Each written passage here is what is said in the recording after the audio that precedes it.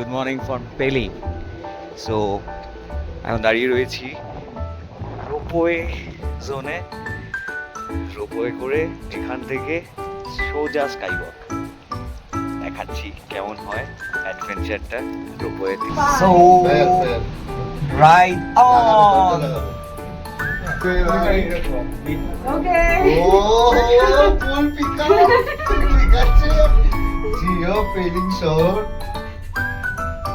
পেলিং এর যাত্রা শুরু আকাশ পথে।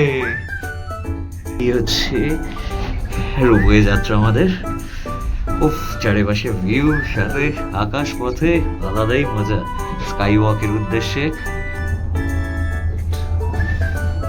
এক অসাধারণ যাত্রা। মেঘটা না থাকলে কানুদার দেখাটাও পাওয়া যেত।